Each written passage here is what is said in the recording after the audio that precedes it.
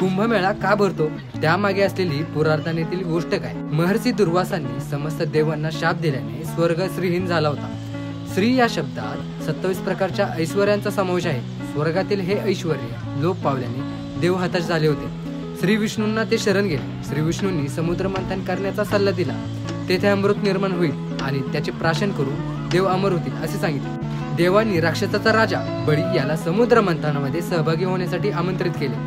मेरू पर्वत म्हणजे रवी, वासुकी नाग म्हणजे दोरी, श्री विष्णूंनी कुर्म म्हणजे कासव रूप धारण करून मेरू पर्वताला समर्थपणे स्थिर ठेवला. त्यामुळे समुद्र मंथनास प्रारंभ झाला. समुद्र मंथनामधून हलहल विष निघाले, जे महादेवांनी प्राशन करून जगाचे रक्षण केले. त्यानंतर 14 रत्न प्रकट झाले आणि शेवटी अमृतकुंभ निघाला.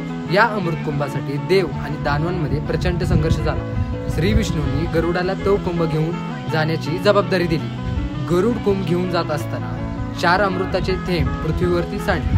ही ठिकाणे म्हणजे प्रयागराज, हरिद्वार, नाशिक आणि उज्जैन. या 4 ठिकाणी महाकुंभचे आयोजन केले जाते. देव आणि दानवांचे युद्ध 12 दिवस चालले, म्हणजे मानवी कालगणनेनुसार 12 वर्ष चालले. त्यामुळे प्रत्येक 12 वर्षांनी 4 ठिकाणी कुंभमेळा आयोजित केला जातो.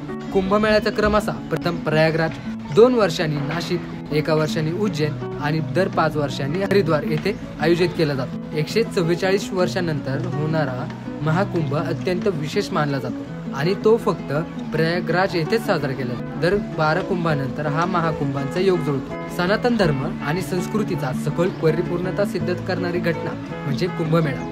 हा एक सण आहे जो ग्रहांची सापेक्ष स्थिती आणि ज्योतिष गणनांवरती आधारित असतो.